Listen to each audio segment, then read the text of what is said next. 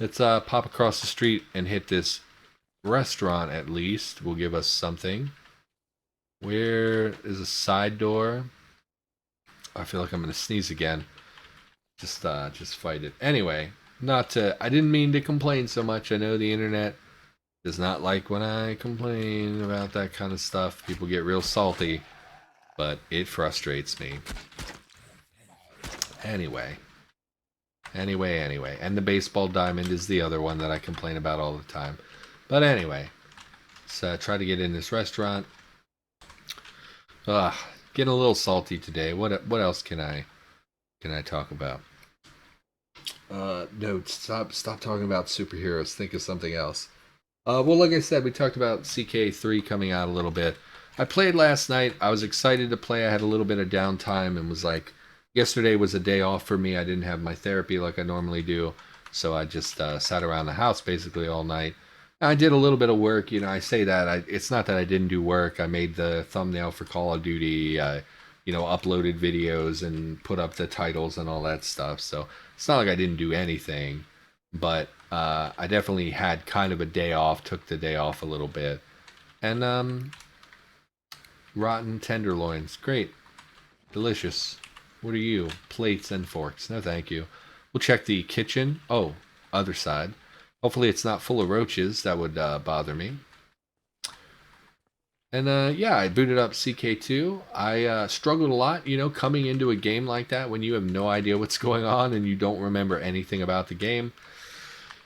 Super difficult. Turns out Paradox strategy games have a lot of complexity to them, and if you don't know what you're doing, it's gonna suck. I even was doing the tutorial, and like the tutorial, they said it was like your ruler's unmarried. You should marry your ruler, and I was like, all right, I'll do that. And it was like, go to your portrait screen and click the marriage option. And I was like, all right, that sounds easy. So I closed the message, and I go in my portrait. I can't find the marriage option, so I'm looking around. I can't find it, and I'm like, starting to get a little frustrated. I spent like 2 minutes. I looked at the next message came, and it's like, oh, you can get married by clicking the ring icon on your portrait picture.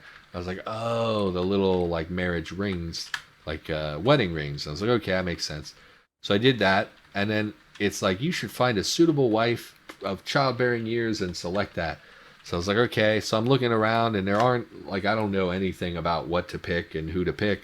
So I just clicked a random person, and I was like, okay, I'm going to marry this person. And I could not figure out how to send the proposal because it doesn't tell you. It's like you got to right click their picture and select propose marriage or whatever. And it did not say any of that. It just said find a suitable person and send a marriage proposal. So I spent literally like 10 minutes just clicking everything I could think to click of, trying different spouses, thinking, oh, I clicked the wrong person. Maybe they're not like permitted to marry me because like they're from a different country or whatever.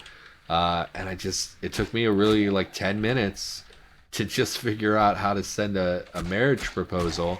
And then when I finally figured it out, I sent one, and I accidentally sent it to my cousin.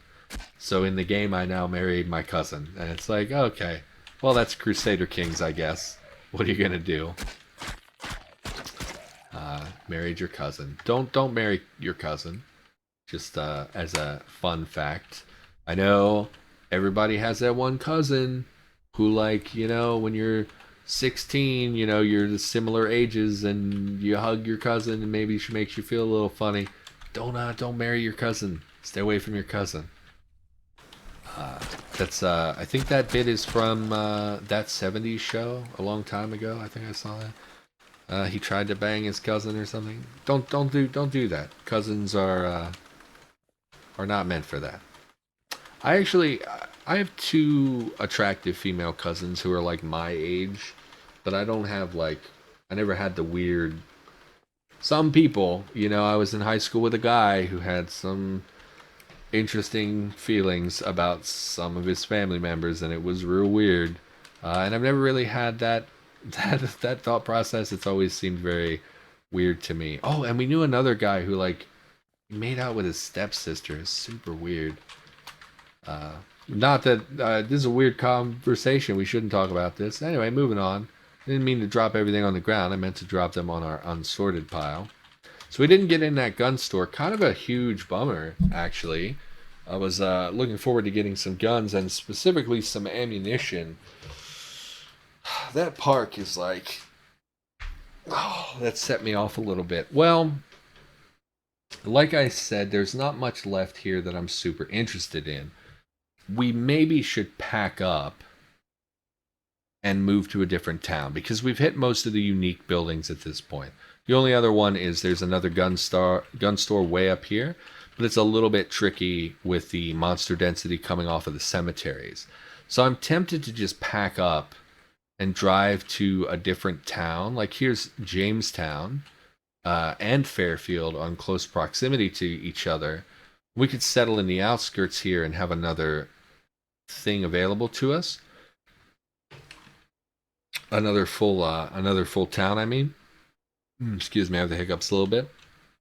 Research center, no thank you. We do have a solar car, which is nice. What is this capital P? Luna Park. I believe that is the small amusement park that was added a little while ago. I've not seen one in person, but I also think there's like literally nothing there, so I don't think that that's really a valuable use of our time. What is this capital M? Mine entrance, no interest in that either. Yeah, I think what we'll do... Man, it's like surrounded by trees all the way up here, though. I was going to say we could come all the way up and hit some of these random houses, but we can't really drive up there. Plus, there's another dang cemetery. I'm glad this town has 3 cemeteries and 3 garages and multiple parks. What a weird town. And a hotel smack dab in the middle of town. So I think instead we might push down here and loot some of these houses just for generic loot. And then eventually we'll pack up our solar car and kind of go this way. Yeah, and head up to this other town, I think, would be in our best interest. So for now, let's head down south and pick up some of those random house loots. Let's drop most of this stuff. That was funny, but I guess Alabama. No, we're not even really in the South that much, and that's a huge stereotype. But no, and it was, so I assume you mean the stepsister thing. I think it was before their parents got married, and it was just one of those things where, like, he made out with a girl, and then their parents got married a couple years later, and then everybody knew about it, so people were like, ha ha ha, you made out with your stepsister. I don't think it was really like him being gross or anything. He was a gross dude, did not like that kid, but I don't think he had intentionally done that. But it sounds funny, right? Like to say that, and weird. He was a weird dude. He was a gross dude. I did not, when I was young, so there was this kid, he would invite us to his birthday party every year. He was really the only kid I hung out with. So like once a year, this was before I made friends. This was like middle school. He would invite us to this party every year, and I would go, and it would always be like the same 6 of us guys. We'd go do some like bowling or whatever. We'd stay the night. We'd stay up all night playing games and talking about stuff and whatever. It was like the only camaraderie I had when I was that age. So for me, it was like really significant and impactful because I had no friends or anything. And this kid was one of the people who went, and he was a very gross kid. He would say there were 2 of them that were a little bit not good people, and they would say some things about, my friend's, older sister and about girls in our class and stuff like that. I never liked him. And he was just a gross, kind of disrespectful. I don't know, it's funny, before the internet, right? Like nowadays, you look at people who are like super toxic and say terrible things about women, and you're just like, okay, that's an incel. Like there's a word for it, and you can identify like, okay, you're toxic towards women, you hate women because they don't like you or whatever your weird psychological thing is. You're just an incel who doesn't know how to interact with people. Nowadays, we know that. But back in the day, I didn't know what that meant. I didn't know that those people existed. So it was like confusing. Like, why is everything out of your mouth something gross, about... Anyway, I didn't mean to... Sometimes I derail with these long stories about other people, and I feel bad because it's like, maybe I shouldn't talk about people. I mean, obviously you don't know who they are. It's not like I'm throwing out their full name or anything, but it feels weird to sometimes talk about people. And I remember too, the girl I had a crush on, they talked about her at the party and were like, I really like this girl from our class. And she was like the girl I was always into. And just hearing them say some terrible, you know, not appropriate stuff about her really was upsetting. And of course, again, I didn't have a lot of friends, so I didn't know how to express that in a way that wouldn't alienate me from the group. So like it was a weird position. But anyway. Don't marry your cousin. That was the point. That's how it was done. But in the old times, that's how it was done. Yeah, I mean, I guess royal families did do that. Still weird, still a weird thing to do, in my opinion. Yeah, I have two cousins that was second cousins that are about my age that are attractive young ladies, but I am not a gross person, so doesn't mean anything. And then my actual cousins are younger than me considerably, so like I'm never really around them. But I grew up kind of with my second cousins. My grandmother's sister's children are all like a year or two older than me.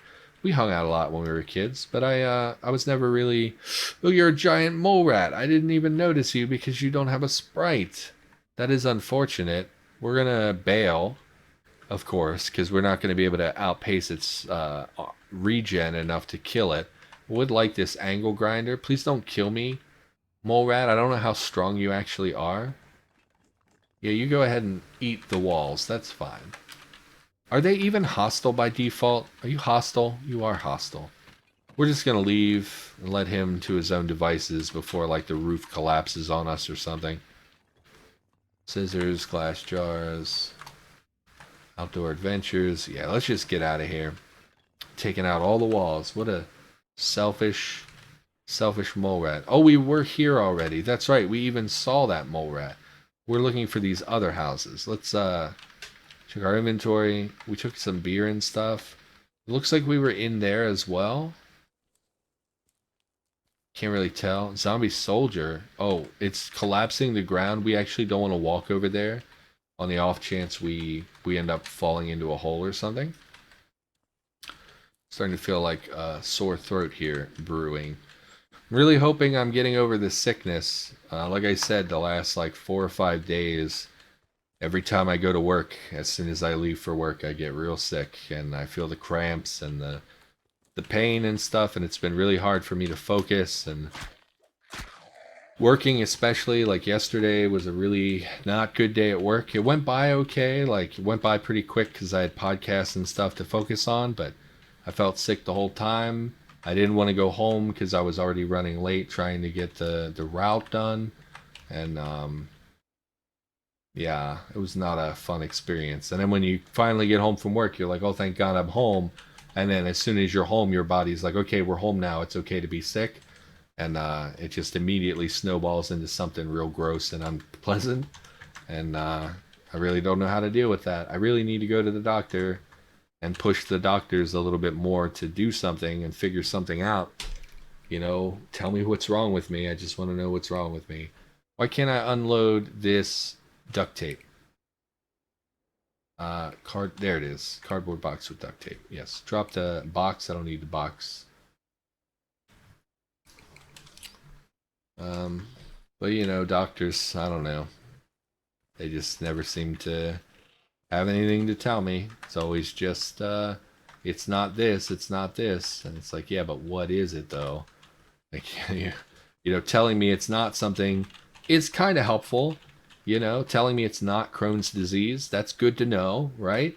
But you're also telling me that my symptoms match Crohn's disease. I just don't have the actual official disease. It's like, okay, what now? And then you don't hear from them, or, time passes and I don't push the subject, and they'll say like, well, maybe you should meet with a dietitian. And it's like, okay, but like, I don't have money, and I don't, I eat lots of different foods, and I'm always sick no matter what I eat. So I don't know that you can tie it to my diet. You know, I tried cutting out gluten. I thought maybe it was like a gluten allergy, and I was, you know, getting like poisoning myself all the time because I didn't realize what was wrong with me, and then it wasn't that. And I've tried cutting sugar. I tried, you know, I eat more vegetables. I've tried eating more fiber, less fiber. Doesn't matter. Always with the agonizing stomach pain where you just sort of curl up on the floor and, you know, just put on a YouTube video and go lay on your bed and just curl up and stare, you know. It's like, anyway, that's a downer. That's a downer. I auto-saved by accident because they changed my button again. Examine vehicle. Ambulance. Nah. What else we got? We got some more houses down here. So we explored this one. And we're going to pop in these houses over yonder. Yeah, I really looked forward to those birthday parties when I was a kid. I also had a friend who, his birthday was the same day as my birthday. So even though we were very poor, and I never, like we never had parties for me. Like I don't think I had a birthday party until I was 16. But when I was like, you know, 12, 13, oh, hello, many, many zombies that I didn't see a moment ago. Where did you come from? We literally just wrapped around the building and no one was there. Were you inside? Because this door is broken. Were you all inside? They might have been. Let's wrap back around the house and hopefully get some of them lost in the travel between the sides of the house. Let's just head towards the woods and see how many are left. Try to keep them far enough away that even if they see me, not all of them will come at once. They did smash up the fence some. There's a couple. Let's push up and then fight whoever comes up here. Yeah, so like I didn't have a birthday. I think my first birthday party I was 16. And it was a surprise. Someone, the church, back when I was involved in the church, someone threw me a 16th birthday party. They did that for a lot of the young people. And it was a surprise and it was pretty great. But yeah, when I was like, I don't know, 10, 11, 12, I would go to this kid's birthday. And since we had the same birthday, I would just pretend like, you know, this is my party too, in my head, you know. He always went bowling, that kid. He always had bowling parties and stuff. And I remember too, I remember being, I must have been like 11. And I went to his party, I got him a card. And in the card I wrote, congratulations, you're another year older and another year closer to death. And I was like 11. And I gave him the card and his mother read it. Like when they were opening gifts, she read the card and she laughed so hard. She thought that was so funny that a kid told, you know, said, oh, another year closer to death. And it's like a very common thing. People say that sometimes, but like she thought that was so funny. I liked bowling a lot when I was a kid. Everyone liked bowling when I was a kid. That was like the thing to do for a birthday party or whatever. And now I have a niece. She's 7. I saw my family member just picked up a child's bowling ball for $1 at like a state sale or something, and so now they have a bowling ball in our hallway downstairs. She loves to bowl. She's 7 now, and she of course, you know, they put up the bumpers and all that stuff, but she likes to bowl. Bowling's fun. I haven't been bowling in probably like 15 years. I used to love bowling. Again, we were poor, so it was like one of those things you did, like someone would invite you to a party or something and you would go. But that's like a really easy kid's birthday party thing. People do that. I don't know. I like bowling. I don't know if I'm good at it. I vaguely remember I would bowl like a 180. Is that good? I don't think that's very good. I don't really remember. And I remember too, I went out with my girlfriend. We were like 20 or 21. We went out on like a couple's date with this other couple and we went bowling. And she was like, don't be competitive. They get really competitive. Don't feed into it, because they both are like super competitive bowlers. And I was like, okay, it's fine. And we played a match and we won, and it was like our first game, right? And I got like a pretty average or slightly above average score or whatever. And I was talking to my girlfriend and she was like, "You have no idea, they're going to destroy us. Like, that was the fun game. As soon as they warm up, we're done." And the dude bowled, literally the next game he bowled like a 250 or 260 or something like that, and was like on fire. And I was like, "Holy crap." Like, they played in leagues and stuff, and I just, we beat them the first game. I don't know what happened. I don't know if their competitive brain clicked on or if they really were just getting warmed up. But my girlfriend was right. They absolutely destroyed us. And what are you going to do? I was never very good. I just enjoy bowling. I like the atmosphere of the bowling alley. I have a lot of fond memories of being a teenager going and bowling. I like bowling. And I do think it's like a fun couples thing because it's like such a low impact. It doesn't take that long to bowl. It's not like, it doesn't require tons of skills. You don't have to be super able-bodied or anything. Like, you don't have to be super athletic to go bowling. I don't know, I like bowling a lot. Take that full lighter because so few of them are actually full. What we got in chat? Nice. First time I bowled, I was 18 in Germany, and after 3 beers, my game got very bad. Yes, I'm pretty sure that's why they have a bar in basically every bowling alley in America. I think when you're drunk, you play more and have a much better time because you will often see people pretty intoxicated. So what's interesting about this building is that it was jam-packed with zombies, and it has some tile that's labeled as slime or sludge trail, which is something I've never seen before. Okay, get rid of that heartbeat sound. Did I kill an enemy that's a slug? Okay, pulsing zombie crawler. I don't know what you are. We're going to look in the debug menu because I didn't notice it at the time. Spawn monster. Yes. Crawler. Pulsing zombie crawler. This human corpse is wrapped in sticky black fibers that cover everything neck down. Beneath the wrapping, there is strange rhythmic movement, grotesque to behold. What are you? I've never seen one of them before. It reminds me of The Expanse with the black fibers. I have no idea what this thing is. Let's re-enable achievements. No idea what you are, but I feel like I shouldn't step on the sludge trail, so that's interesting. Let's just leave. I don't trust this. I'm worried it'll like poison us or transform us or some weird thing. Where do I see a zombie soldier? Hello. Oh, you look very different from the other tile set. I gotta be honest, doesn't look super soldiery. It's like the first sprite where I'm like, I don't really like it. I think it should be... This is New England, right? So most likely this guy's in some kind of camos, I would imagine. I can't really tell that. It's a little bit too... The kind of tan is too close to the color of the green. So it just kind of blurs into... It kind of looks like a suit of armor, to be honest with you. But anyway, zombie soldier. I don't have a gun. I don't really want to fight you with a tonfa because you have pretty good armor. Our tonfa is also damaged. Versus armored is 7 damage.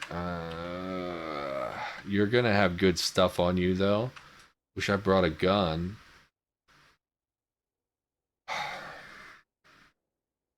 We can try hitting him. Are these rose bushes? Shrubs. Are any of you pointy? Rose bush, yes. Let's come over to the rose bush. Try to bait him on there. I gotta imagine the rose bush will deal more damage than I will. He is uninjured. Yeah, but you walked on a rose bush. Okay. Did they nerf rose bushes so they don't do damage anymore? Anyway, let's just hit him. 6 damage. 30 damage. There we go. Critical hit. 3 damage. 7 damage. Terrible. It was really fun thanks to the beer, yeah. Yeah, I personally... So you'll hear a lot of times people make fun of the food in bowling alleys because like you're using bowling balls that are public, so they get all that gross finger filth in the balls, and then people are like, "How are you going to eat nachos, with your hands when you got all this filth on you?" So I don't really partake of the food, but I could definitely see myself. I mean, I wouldn't get drunk. I don't really do that much drinking, but I would definitely. No MREs is odd, but the M4 is really good, so we're definitely taking that. Of course, we don't have space for it. We'll need our wheelbarrow. Like, I wouldn't get drunk or anything, but if I was out with some buddies at this age, yeah, I would have something to drink probably. And it'd probably be dirt cheap because I'd imagine a bowling alley isn't exactly a fancy place that would charge that much for a beer, so or a pitcher or whatever they would give you. I don't think you're allowed to drink on the lanes. I think you have to drink like up by the bar or whatever. But still, though, I could see that turning it into a good time. Man, my throat is crackling on me, which is not great. So grab that M4. Make sure it went in there. It did. You would think that the M4 from a military person would come with a shoulder strap, probably, but I can't seem to wear it, so I guess not. Do they not, do soldiers not wear, I guess they have harnesses and stuff? Not for an M4, though, right? Like, an M4 is pretty, they're smaller. I don't think they would require a harness or anything. They would have, I mean, like, I don't know that they would have. Sorry, my brain is not working. Not a harness. I'm mixing things up. A harness literally has nothing to do with bracing the gun. Really, I'm real dumb. I was thinking like a shoulder strap. My brain is fried. Sorry, it's very hot in here as well. And again, it's extremely humid, so I'm starting to sweat quite a lot. And my brain stops working when it gets hot. I cannot wait for the winter time when it'll be nice and easy to stream without melting. So we'll mark this as explored because we don't know about the sludge trail. I'm hesitant to push that. So we'll pop in this house as well. Can the webbing belt holster an M4? I don't know. That seems like a big thing to get clipped to. I mean, I guess I don't know how big the webbing belt is. 2-inch nylon webbing belt commonly used by military forces. Yeah, it seems very small for an M4. Check the M4. We need to pick it up, which we can't do. Look at the M4. Can be stored in. Where are you at? Where are you at? Bowsling, golf bag, and survivor harness. So cannot be attached to the webbing belt, I guess. Which makes sense. I think the webbing belt would be for just clipping small things to you. And probably like a regular holster or something you can clip to it. I don't know. Tactical webbing is cool, but I don't really understand what all it's used for, to be perfectly honest. So this is not, it is an attached garage. I was a little confused by this. We'll go in the front door if it's unlocked. Of course it's locked. Thankfully there are a lot of busted windows and things, so we'll pop in here. This one is not covered in sludge, so that is good news for us. Definitely take this food. Part of the reason I wanted to hit these is because we are a little bit lackluster back at base. We don't have that much food, really. And I would like more canned food if we're able to find some. Did they ever fix sauerkraut? Let's pop this can of sauerkraut really quick. Where can I just eat it now? You can. Okay, so it looks like they fixed the jars of sauerkraut. That's great. Happy to see that. So we'll grab, we'll make sure we pick those up in the future. Pickled veggies. Check the sink and everything. No, nothing. Check their little living area. Who puts stools in their kitchen? Honestly, I would not sit on a stool. Electric blankets. We are still kind of looking for certain clothing items, but we're not super concerned about it. Mostly pants, I guess, if I'm thinking about it. Red jeans. I would never wear red jeans. I guess we'll kill this zombie that keeps grabbing us, since he's super disrespectful while I'm rooting through his clothing. Grab the joint, I guess. Ooh, are those bullets? No, they're a matchbook, unfortunately. locked. And then we'll check the garage, of course, is the main reason I came in here. Rubber boots and vinegar, no. Pliers, no. Hammer, no. So not anything. Mechanical winch. Oh, that's right. You can just flat out open those. And we have a holy symbol made of gold. No, thank you. Also a sign that is odd because it looks like a road sign. Sign. How do I read a sign? Oh, nothing legible on the sign. Well, that's disappointing. I guess we just head back to base. I mean, I don't know. I don't know what to do at this point, to be perfectly honest. Drop these things. Drop the books. Drop. Didn't mean to drop all the medicine, but that's fine. We'll just head back. I don't know. Sometimes I boot up Cataclysm and I just don't know what to do with myself. I feel like there are a lot of days where I'm just not that into it, you know? Cataclysm, unfortunately, becomes one of those things like, you know, when you do it a lot, everything, no matter what it is, if you do it often, it kind of becomes work after a little while. I love Cataclysm, but some days I'm just not super into it. I don't have a lot of direction. I don't really know what to do with myself. What are you going to do? Kind of strange that individual matches don't exist, only matchbooks with abstract charges. You'd think it'd be a, quote, pack with a maximum capacity of 20 match items that you could remove. I hear what you're saying, and with the container system, they could do it that way, but it's also not a great way to do it because most matches these days are not strike anywhere matches. They require the actual strip from a matchbook. So if we had it set up where you could take the matches individually out of the pack, we would now have to manage tracking that you had a strip you could actually light it off of. So I would venture that that's probably part of it. Plus matchbooks, I mean, who takes matches out of a matchbook? What we could have are strike anywhere matches in like a kitchen somewhere, like a box of strike anywhere matches, and then have them count as individual items. But I don't know that that's strictly necessary. And like I said, most matches aren't strike anywhere because those are much more flammable and prone to lighting on their own, is my understanding. So that's, and again, I don't have any inside knowledge. That would just be my estimation of some of the reasons why that would be the way it is. Dump the matchbooks. Plus, it's already implemented like this, and if it's not broken, you know, I don't know. Keep the big cash card on us. We don't need the angle grinder. Drop the Ruger. Okay, and then pick up some of our med supplies because I accidentally dropped them. So, for instance, the makeshift bandages and some aspirin. Take like 40 aspirin. And what else? What do I usually carry? Aspirin, bandages. I usually carry something else. Also, I don't need soap in my inventory. What's the other medical supply I usually carry? I don't know. Can't think of it. Anyway, internet. We're at about 2 hours. I'm sweating bullets here. I've rambled about kissing your stepsister and all that crazy stuff. So I think we've accomplished what we were shooting for here today. So I think we're going to call the stream here. Thanks to everybody who came out.